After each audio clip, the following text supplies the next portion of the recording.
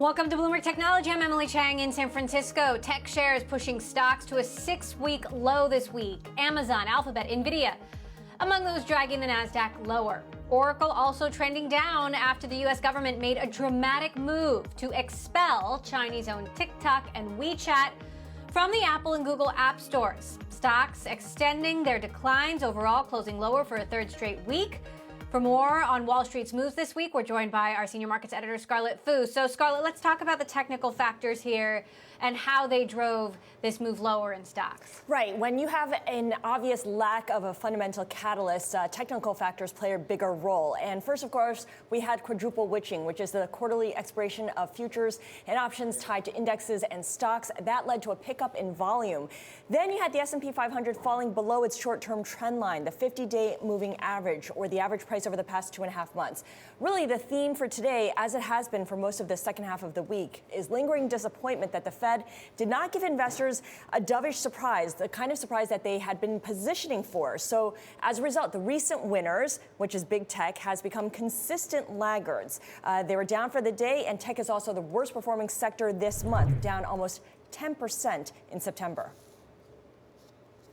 I do want to talk a little bit about Oracle, TikTok, and this dramatic move by the U.S. government to expel, essentially, TikTok and WeChat from the Google and Apple app stores. We saw Oracle go down a leg. What caught your eye?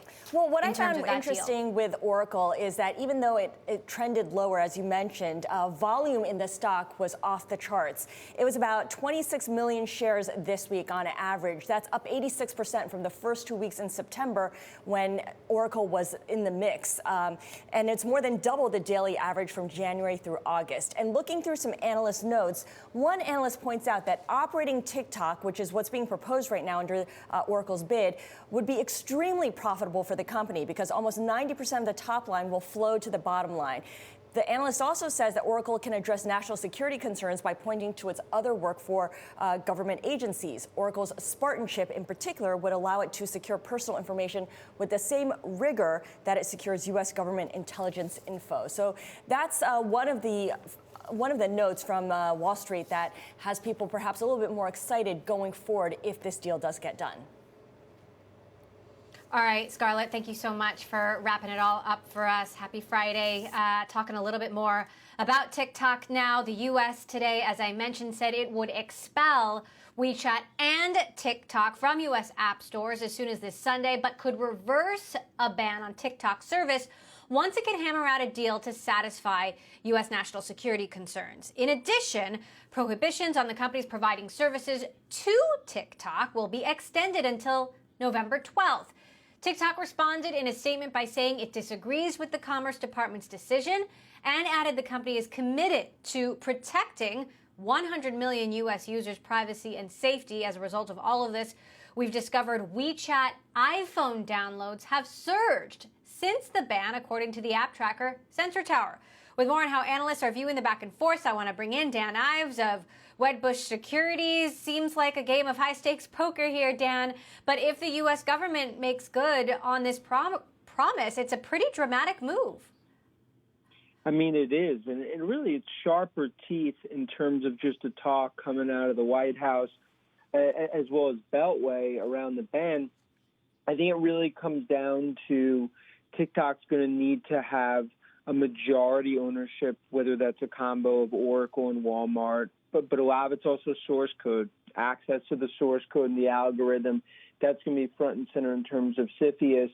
And it is a game of high-stakes poker because with 48-hour sort of deadline, I think now it's just put that much more pressure to get a deal done with Oracle, obviously front and center. What do you think the chances are of a deal being done in the next 48 hours? I think 60 to 65%. I do believe more than 50%. Just given the situation in terms of ByteDance and TikTok, if the plug gets pulled on TikTok, valuation goes down massively on day one. And I think if you look at the alternative, especially with Microsoft no longer involved because of the algorithm situation from an acquisition perspective, I think investors are hoping Sunday night we get a deal because it comes down to this Fort Sumter-like moment in terms of a ratcheting up of this U.S.-China cold tech war with TikTok and WeChat front and center. What do you make of what we know about a potential tie-up and the terms that Oracle and ByteDance reportedly have agreed to? I think it needs to be a majority ownership in terms of whether that's Oracle or that combo of Oracle, potentially Walmart. And for Oracle, they're a winner in this. I mean, Ellison comes out smelling like roses relative to the situation, as well as also this could have a massive ripple effect for Oracle in the Beltway, especially as they compete with Microsoft and AWS and others. But for TikTok and ByteDance, especially once China changed the export rules a few weeks ago with the algorithm no longer in play, that's going to be at the linchpin of this argument in terms of having more access to source code. And that's something that the White House, I think, is going to be adamant about. Now, what are the chances China says, you know what, we don't care. Why does Tencent need to have WeChat in the United States? Why does TikTok need to continue to operate in the United States? There are plenty of giant, incredibly successful Chinese technology companies that don't operate in the United States. Yeah, there's definitely a chance. Now, obviously, for ByteDance, if you look at those TikTok U.S. operations, let's call it $30 billion in terms of the valuation. Ultimately, an IPO could potentially be more, depending on what path that takes. That would essentially go up in smoke. And I think that's the issue here, is that as much as there's, who wins and who comes out better, it does come down to, if those U.S. operations get shut for TikTok, it would be a huge gut punch to ByteDance. And also, it would be a ratcheting up of tensions. As much as you could talk about Apple as a poster child in terms of retaliation, I mean, they continue to be one of the most strategic players within China. So I think it's one where China now finds themselves, they're not selling in terms of TikTok overall, but they are going to have to get a majority stake. And otherwise, playing chicken in this game could have significant consequences. So what do you think is the ultimate outcome here, Dan? I mean, we've got an election coming up in early November, and there's a chance there will be an administration changeover. There's a chance that President Trump stays in office. There's a chance that TikTok continues operating as it has been from the beginning. Yeah, and again, November 12th being that date. Crystal ball, the way I view it is that I do believe a deal is reached here, ultimately with Oracle as a stake and a majority owner here in TikTok. Now, it's also possible a deal falls through, but I do believe that is the path where ultimately I think this thing heads, because it does seem like a lot of it is around security concerns. I think ultimately the White House and CFIUS, it needs to be comfort around any backdoor to Beijing no longer there, if it was there to begin with. If that happens, then the deal gets done. Because it comes down to a ratcheting up of tensions in this U.S.-China tech Cold War going into an election. It goes down a dangerous path, especially in U.S.-China tech relations. So I think that's why right here, I think ultimately a deal gets inked with Ellison, another feather in his cap. All right. Well, it would be a huge potential feather in his cap. Dan Ives of Wedbush Securities. Always good to have you on the show, Dan. Thank you so much for sharing your insight and analysis with us. All right, coming up, Silicon Valley goes public. We're going to look at the latest of 4 tech IPOs to hit tech companies to go public this week, and why investors are seeing similarities with Snowflake. That is next. This is Bloomberg.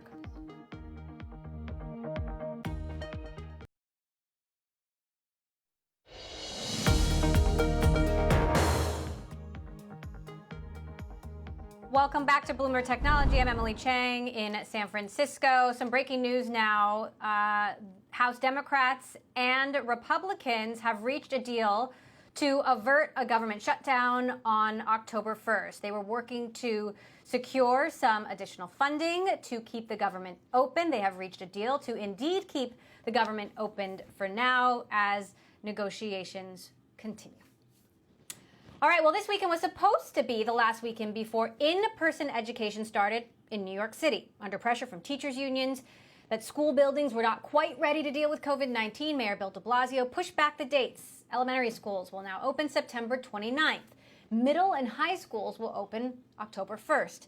Here in San Francisco, school has already started, but it's virtual for most. The intersection of education and technology is this focus of our special airing tonight called 2020 Year of Crisis, the Virtual Classroom. We talk to educators, investors, and innovators. I'm always just trying to be very honest, how unbelievably angry and frustrated I am at the lack of federal leadership, the dishonesty, the playing things down, the lack of resources. I've said repeatedly, this is morphed from a natural disaster to a man-made catastrophe. We shouldn't be in this situation. Catastrophe scenario is not that far off. Even we have 20-30% of the population that really doesn't have sufficient internet access. School districts have been doing a heroic job getting laptops out. The local telecom carriers have been doing a great job getting them that internet access. But even then, we're seeing 5-10% of the population isn't engaged for whatever reason. It's a tough situation for sure. I think there are some things that we can do that are super tactical and super immediate. The first is we need to ensure every student has access. Right now, Common Sense Media just put out a report which estimates that 15 to 16 million students actually lack access to adequate internet and devices. 2020 Year of Crisis, the Virtual Classroom airs tonight, 7:30 p.m. Eastern Time, and Saturday morning in London and Hong Kong.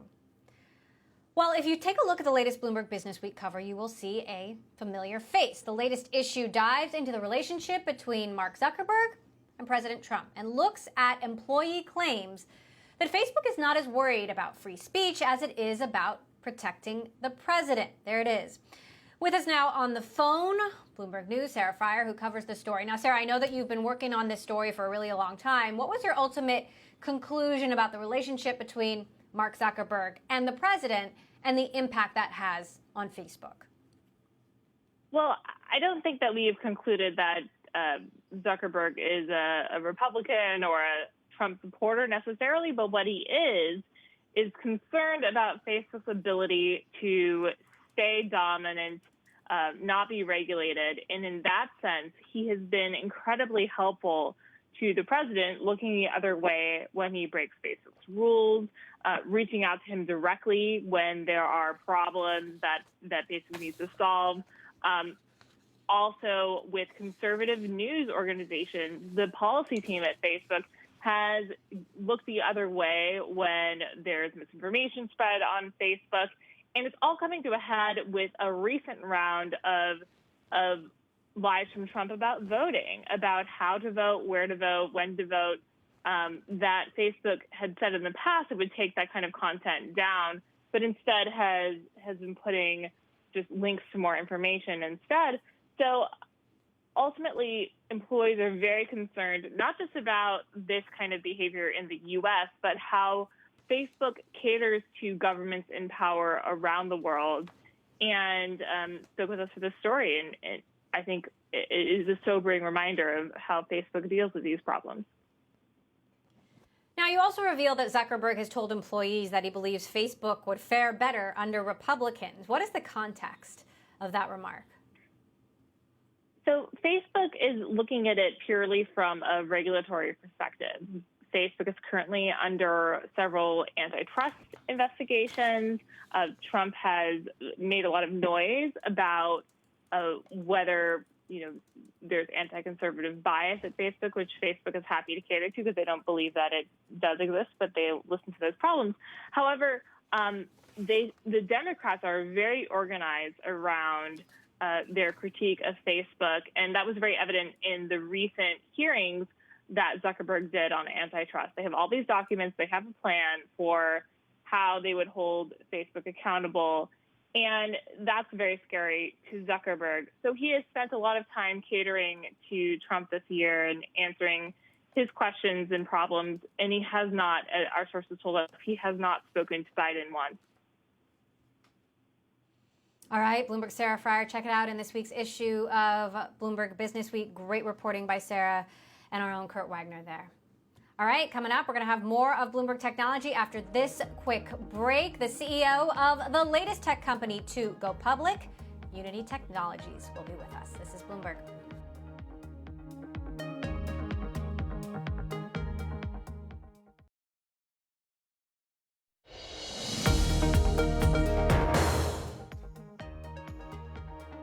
Welcome back to Bloomberg Technologies. I'm Emily Chang in San Francisco. Unity Technologies getting out of the gate today, a maker of the back-end platform that helps drive the creation of video games, architecture, filmmaking, advertising, even car making. CEO of Unity Technologies, John RICCITIELLO, joins me now. He's also the former CEO of Electronic Arts, another huge gaming company which he ran for many years. So John, talk to us about the debut and your reaction to it. Well, first time, Emily, I'm so happy to be here. Thanks for having me. I'd start by saying, our debut. We debuted 15 years ago. It's not a brand new company. What we make is the underlying technology that powers, half the world's games, more than that of the world's AR, VR. We are the underlying tech that powers it, but we're also the operate solutions that support it once these applications are in the market. And we're 3,700 strong, growing really rapidly. And yeah, we debuted on the New York Stock Exchange today under the symbol U. So talk to us about the environment and your decision to go public at a time when we're in the middle of a pandemic, huge amount of economic uncertainty ahead. We thought the IPO window would be completely sealed shut, but of course you're one of many tech companies to get out of the gate this week, and it's seems to be wide open. How did you make that call? We didn't. We picked the date to go public really around February, before the pandemic. And what we thought back then was due to sort of political turbulence that September would probably be a miserable window to go public. We picked it anyway. We thought we had a great company, a strong company, and despite, sort of some of the turbulence that can be caused by uncertainty, we thought we'd be one of the few companies to get out in September. And of course, then we all went home in March on the back end of the pandemic. We thought, oh my God, this is going to be the most horrible window in history. And we said, we're still going to go public. At one point, we thought we might be the only company going public in September. And I tell you, our ability to tell the future of the stock market and the open window for IPOs is about as wrong as you can get. So we didn't pick the window because of its strength. We picked the window because it was right for us. And it just happened to be a good window for IPOs. Some of your largest customers are users on Apple's App Store, Google Play. What is your take on the latest attempts, first of all, by the U.S. government to push companies like TikTok and WeChat out of the App Store? Well, look, I think genuinely speaking, if I had to pick a flavor for how I would like the world to work, I would like the markets around the globe to be open to technology companies. I think it creates, that competition creates better outcomes for all. Government sanctioned monopolies by blocking people coming into a marketplace. I don't think they work long term, but I definitely understand the broader notion in American government and feeling like, that they want to do what they want to do on the political front. I can't really speak to the politics. That's not my place in the world. I think I take these politics as sort of the specifics of an environment I need to operate in. We're successful in China. We love our business there. We're successful in the West. We love our business here. And thankfully, I'm not TikTok. What about Epic Games? You've also got a lot of big customers who are on the App Store, Apple and the Google Play Store. What's your take on the battle royale going on between Epic and Apple and Google? Look, I mean, first off, you should ask Tim. He's a brilliant CEO at Epic. My take on it's pretty simple. We're a great partner to Apple. We benefit enormously by their ecosystem. On the App Store, around a little more than half of all mobile games are built in Unity. A little bit less than 1% of mobile games are built in Epic's Unreal tools for mobile games. So in terms of whether this affects us, it really doesn't. And beyond that, Fortnite's an enormously successful game. And the time that I played it, I loved it. So Other than, hoping that there's peace in the world when it comes to technology companies, I don't really have a horse in the race, and so I don't need to call it. Now, there was a lawsuit filed against your company last year alleging that Unity employees, including yourself, were involved in sexual harassment or creating a sexualized atmosphere by a vice president. What have you done to address those allegations, and where does that stand at this point? First off, I'd say that it's really old news. And it was never news to begin with because the company denied it in its entirety. There was a hearing a year ago. In that hearing, we prevailed. And while there might have been an opportunity for arbitration, there's nothing being arbitrated. So, Unity, I would tell you, you could look at kind of any source you want.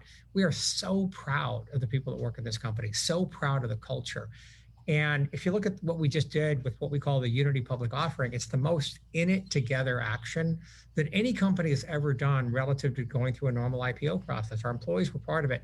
And I would tell you that, I'd encourage you to spend time, if you ever want to, wander the halls and ask. This is a company where we are so in it together, so aligned, so supportive of one another. Sad news cycles will happen. It is what it is.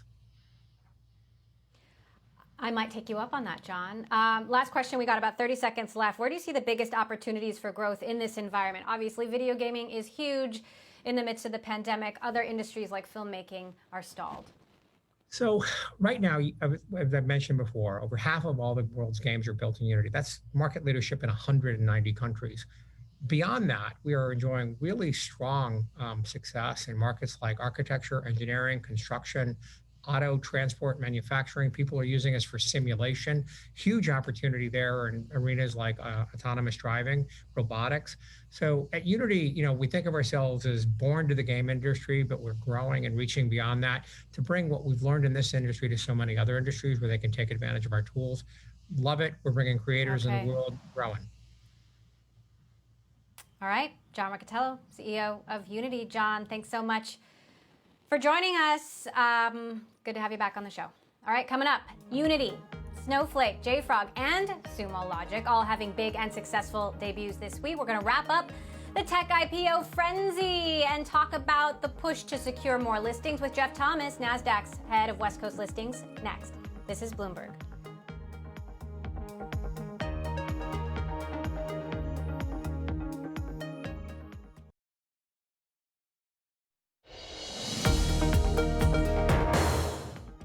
We're thrilled with the reception. We really started assembling our institutional ownership, a little bit over a year ago. So this is really not something of the last couple of weeks.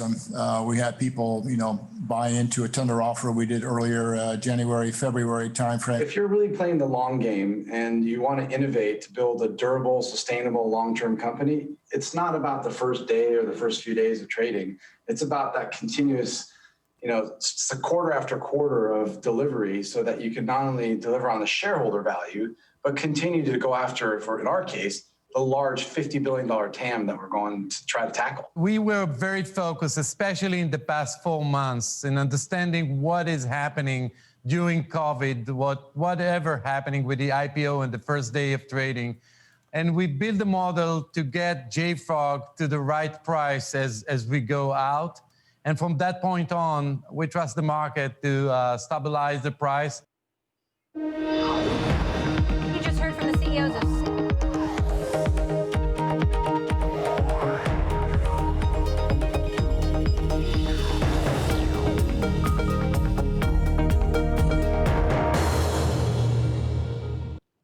Welcome back to Bloomberg Technology. I'm Emily Chang. You just heard from the CEOs of Snowflake, Sumo Logic, and JFrog, all making their trading debuts this week. We also just spoke with the CEO of Unity Technologies on the back of its listing today on the New York Stock Exchange.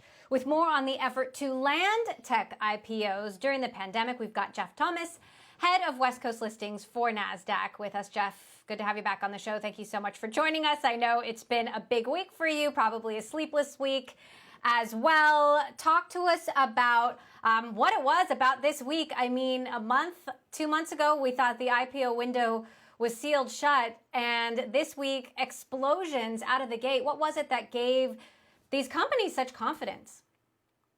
Well, I think a lot of companies were targeting to come out right after Labor Day. And so this is the first crop, and don't think it's going to slow down yet. We've got busy weeks for the foreseeable future here leading up to the election. And oh, by the way, this is the first week we saw tech companies, but we had 45 IPOs at NASDAQ in August. We usually have 4 or 5 IPOs in August on NASDAQ. So you're seeing an explosion across healthcare, special purpose acquisition companies or SPACs. And now the tech companies are getting into the game. So it's really just been a wild ride. So what are the next weeks looking like to you? Again, we've got a busy lineup. One of the big ones coming out next week is GoodRx. We've got a lot of other great companies. I mentioned SPACs before. We continue to see new SPACs coming to market, new sponsors forming SPACs. And interestingly, we're starting to see a lot of great business combinations. So Velodyne announced that they're going to be doing a business combination with Graph Industrial Corp and listing on NASDAQ. Now, you compete fiercely with the New York Stock Exchange for listings. They got Snowflake, they've got Palantir in the next couple of weeks planning to list on the New York Stock Exchange as well. Talk to us about the state of that competition. How big a deal is it when you lose a company that big? You know, we compete fiercely for every listing. We're really proud of our track record this year. We've won over 85% of all operating company IPOs this year. And when it comes to competition for listings, it's not just at the IPO. We've had a number of great companies, including Keurig Dr. Pepper and AstraZeneca, announce their transfer of their listings from the New York Stock Exchange to NASDAQ. That's over $180 billion in market cap that's going to move their listing over from New York to NASDAQ. So we're extremely proud. That's all based on our value proposition of helping our companies through our investor relations assets, helping them with their branding and their messaging to both investors as well as consumers. And then also some really exciting index opportunities, especially the NASDAQ 100, which has just been on a tear this year. Okay, but you do put a lot of work into trying to win these companies over. Airbnb, for example, also expected to come out this fall. They haven't made a decision yet on NASDAQ versus the NYSE. What are you doing? What conversations are you having with them to convince them to go your way? You know, one of the things we talk about is how can we make your IPO day special for you? And one of the things we did this week that was really unique, we had JFrog and Sumo Logic go public on NASDAQ. Of course, they couldn't travel to New York to celebrate with us there. So we hosted an opening bell ceremony out here in Silicon Valley on Wednesday and Thursday morning, ringing the bell at 6:30 in the morning. Thank goodness all the smoke cleared up and we were actually able to get some nice cool temperatures. But it was an amazing celebration with both companies on that day. Now, there is a lot of confusion still going back and forth about the TikTok situation, but one thing that has been reported is that ByteDance, the Chinese owner of TikTok, if a deal happens, would plan to take a U.S. TikTok company public next year. What's your take on that? Well, we've welcomed companies from around the globe onto NASDAQ this year, including many Chinese companies. And so, you know, there's definitely been a lot of discussions around that we've been having with the SEC, with our regulators to make sure we've got clean, well-lit environments for those companies to come to market. And as long as the companies are qualified to list on NASDAQ, we'd love to have them. So how long do you think the IPO window is open for business? Does it close after Election Day? You know, I just got off multiple calls today talking to companies that are planning to flip their S1 public in November and then target an IPO in December. So we have a lot of like the valuations that they're seeing in the markets right now. They like the multiples and they really want to try to get out before the end of the year. And honestly, we're already starting to talk to companies planning a Q1 IPO. So right now we don't see any sign of things slowing down. All right. Jeff Thomas, NASDAQ Senior Vice President, Head of West Coast Listings. Jeff, thanks so much for taking the time. Enjoy the rest of your weekend. All right, coming up this week, celebrities ditched Facebook and Instagram for a day to take a stand against hate speech. What's next? We're going to hear from one of the movement's organizers, the Anti-Defamation League. Next, this is Bloomberg.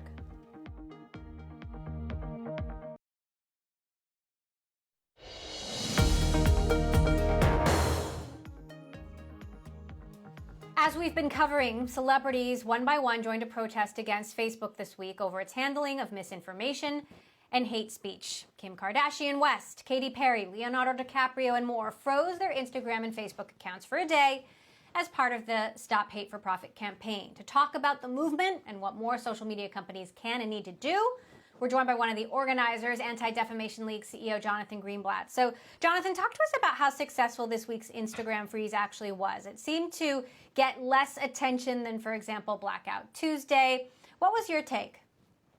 Well, look, this action that happened over the past week, the Insta-freeze, was the second initiative of the Stop Hate for Profit Coalition, where some of the leading civil rights groups in the country, ADL, NAACP, and others. And what was amazing was a call to action to call out Facebook's failure to deal with hate and violence and disinformation on the platform. What we started engaging ordinary citizens was just energized and propelled by some of the most prominent influencers on the internet. You mentioned Kim Kardashian, Katy Perry, Sacha Baron Cohen played a pivotal role. And when you ask about was it successful, literally, Emily, we had over a billion exposure and reach to over 1 billion people on something that we pulled together in just 2 days. It was quite remarkable to see people like Robert Downey Jr. and Shawn Mendes, Ed Helms, Amy Schumer, Katy Perry, so many more say enough is enough.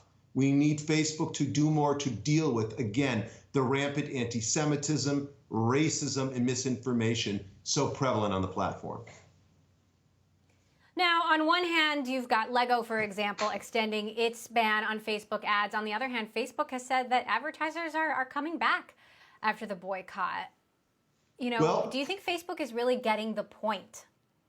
Well, it's a great question. You know, as you referenced, or to your allusion, yes, when we started this effort over the summer, we pulled together over 1,200 of the biggest brands in the world, Disney, Coca-Cola, Starbucks, McDonald's, to say Facebook needs to stop and finally invest in dealing with the intolerance that's so pervasive across its products. And it's true, at $70 billion, with 8 million customers, they're not susceptible to revenue pressure like many businesses.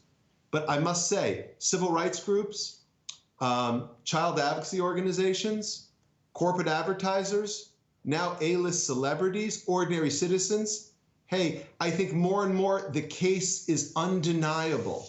Across all segments of society, people are demanding that Facebook finally fix their product. I mean, think about this for just a minute.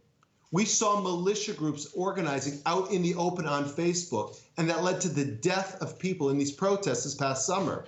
Can you think of another company, if they had a product that was performing this poorly, that wasn't just hurting but killing its users, that they wouldn't take it off the shelf and fix it?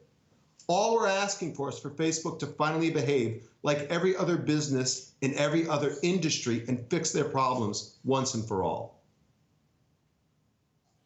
Now, Facebook and Instagram are obviously huge social media companies. They're not necessarily the only companies that have a problem with misinformation. There's Twitter, there's TikTok. There's been rampant misinformation about the fires that are continuing to burn across the Northwest. I noticed a very compelling TikTok video with a firefighter debunking a young girl who's claiming that these fires are fake. You know, what about the broader problem? You know, I'm sure Facebook would say it's not just a Facebook problem. No, that is a great point, and it's a fair one. The issue of misinformation on social media is not unique to Facebook. And at ADL, through our center in Silicon Valley, we're working with not just Facebook, but Google and Twitter and Reddit and TikTok and Twitch and YouTube and so many of the platforms. But here's what you need to keep in mind. What's really important. Facebook is far and away the largest social media service in the world, with more than 3.2 billion users across their products. And at ADL, we track hate and harassment, not just offline, but online. And the data tells us that users are more frequently harassed on Facebook than any other service. So we would say to you, I would say to you, Facebook has an obligation to be using their capability for innovation to try to address this issue once and for all. And for what it's worth, we've seen Twitter take important steps, YouTube as well, but Facebook has got to do more to finally stop hate for profit. Now, Kevin Systrom, the founder and former CEO of Instagram, is reportedly being courted to be the CEO of this new TikTok entity. What do you make of that?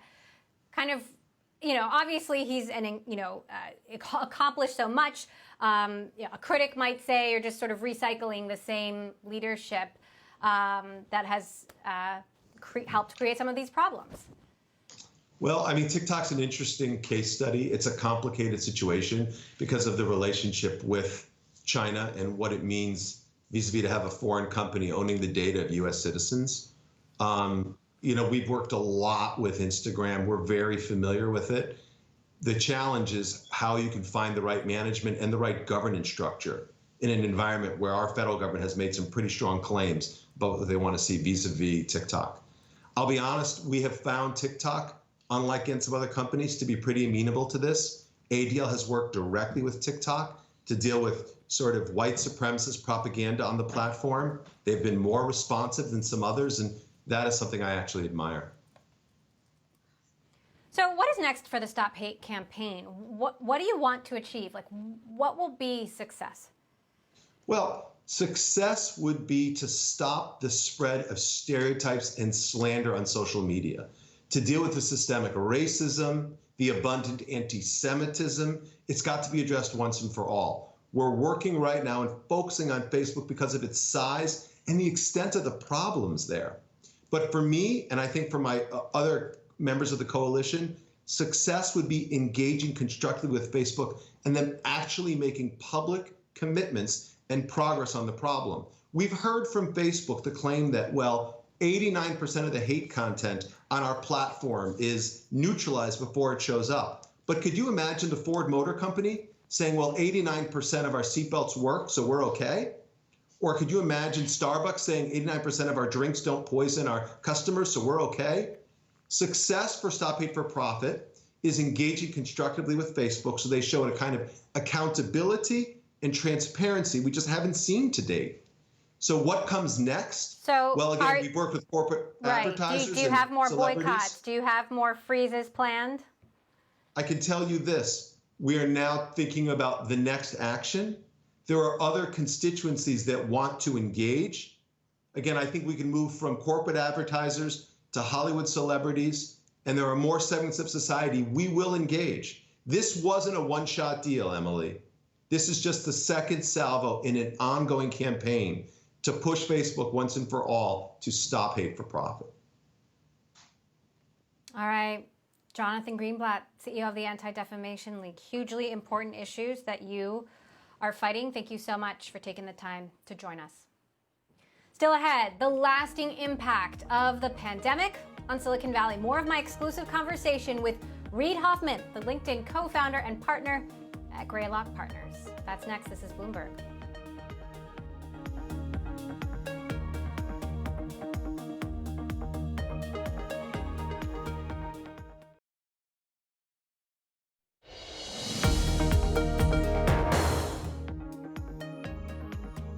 The venture capital firm Greylock Partners, an early investor in Facebook and Airbnb, announced this week it's raised an additional $1 billion to invest in the next generation of startups. Partner and LinkedIn co-founder Reid Hoffman told me deal-making has changed dramatically amidst the pandemic, and sometimes he's even funding entrepreneurs he has never met in person. But he believes opportunities abound. I asked him in an exclusive interview what he thinks will be the most groundbreaking technologies of the future. We're looking at fintech, and we're looking at, what are the kinds of things that obviously telehealth or education are things that now the market may be opening a lot faster. One of the ones that's personal to me is really looking at artificial intelligence, because I've been looking at this saying, how do we help startups? How do we help the large companies catalyze the right kinds of outcomes? Because AI is going to transform like every industry. It's going to have this kind of impact of a similar kind of thing of like electricity. And one of the ones we've made several investments at Greylock is autonomous vehicles, which is a version of AI. And once you actually have autonomous vehicles, people say, well, wait a minute, isn't that replacing jobs? And you're like, well, look, some jobs probably will get replaced, but actually, in fact, like suburbs, all the construction, all of that started happening once the invention of the automobile. And you say, well, we can now transform space and what space is being used. And like, think about like how cities get transformed. And like, for example, if, oh, it's cheaper to live now because sure, I can live an hour and a half out of town, but as opposed to the exhausting driving myself in, I could be napping, I could be reading, I could be on the phone.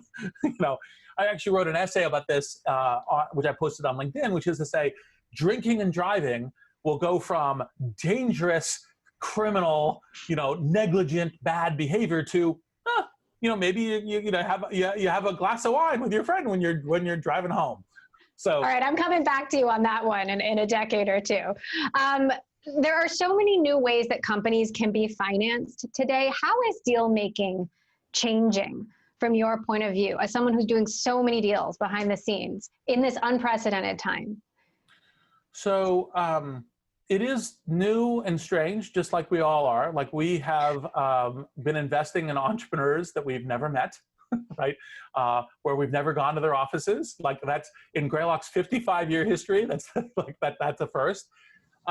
It helps when you're well networked and it's easy to reference check. And so you go, okay, like, are these people real? And when you write them a big check and when you're cross-checking the belief and kind of like what their statement of the market looks like, and you can call experts and say, hey, does the market really work that way? So we are doing it. We're actually active and have been doing a number of early stage investments and, you know, 1 or 2 growth stage investments. And so so it's working. It is, you know, obviously 2020 is like the strangest year in my entire life, you know, and it ranges obviously from the tragedies around the pandemic and the social injustice and the climate and you know, and what's going on in the environment, to just like, wait, I sit in this one chair and my entire world is in the screen? Like, that's really odd. Like, you know, like, there's this joke that goes around. Some people really believe we live in a simulation. I'm not so much, but like, maybe we are living in a simulation, and it's the video conference simulation. So we're not living in a simulation, as Elon Musk believes. Is that what you're saying? Yeah, I actually don't think we're in a simulation. Now, if you get to, look, we don't have a good physical theory of the universe, and you describe the universe as a computer and so forth. Okay, fine, right? But that's just kind of like, you know, 2 different ways of describing physical theory. But no, other than I've been giving rethinking to that theory, given how much, you know, of the world is through this little screen. Speaking of this little screen, work is changing dramatically. The workforce is distributed. You've got companies like Twitter and Slack saying you can work from home forever. On the other hand, I just interviewed Reed Hastings, the co-CEO of Netflix, who said if he has anything to say about it, people are going to come back to work as soon as they possibly can, because he doesn't believe people can be as productive. And I wonder if you think this work from home trend is going to be a net positive for Silicon Valley, or if it could backfire. So I think it will be a net positive, but I think there will be some challenges. So I think some organizations will reset to distributed organizations and go, look, we're working well, it continues to work well. But I think Reed's fundamentally right. He's a very smart guy in business, obviously, and that there's a lot of people who need the office in order to work. We've really proven kind of like lots of creativity and kind of problem solving within the kind of the work context. And once you start having a workplace, then actually, in fact, all the studies show that there's a real impulse for everyone to be there, because who gets promoted tends to be who has face time. Who gets the permission to go do the thing tends to be who's in the office seeing the people. And so that the same pressure and trend to get back to that. Your job is to predict the future, or try to predict the future. Like, where are we in a year? Are we talking about these same things? Are we out of this in 5 years? You know, what is your time horizon that you're operating with? I think the economic impacts, I think some of the other kinds of impacts will have persistent, like, you know, multi-year work through period. I think that the question about inventiveness in technology, and the technology as it applies to life, and technology as it applies to, you know, kind of how we work, what are we doing? I think that continues to accelerate. I think, you know, entrepreneurs will do that. People invest in it. You'll have growth stories. But I think we need to also think about how do we help bring the goodness of that to everything else, because I think that we'll be dealing with it. Now, you know, not on a deeply inside knowledge, but I listen to a lot of networks. You know, I think that there's a high likelihood that, you know, kind of Q1, Q2, we'll start having a scale vaccine. That will help us like begin to really start trying to work to put the pieces back together and put the My exclusive conversation there with LinkedIn co-founder Reid Hoffman. You can catch the full thing at Bloomberg.com.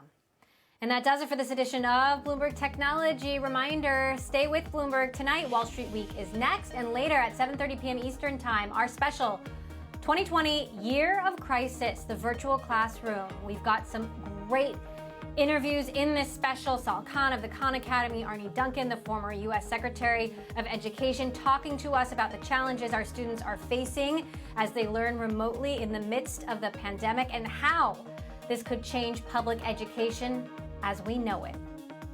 Later today on Bloomberg Television. I'm Emily Chang. Have a wonderful weekend, everyone. This is Bloomberg.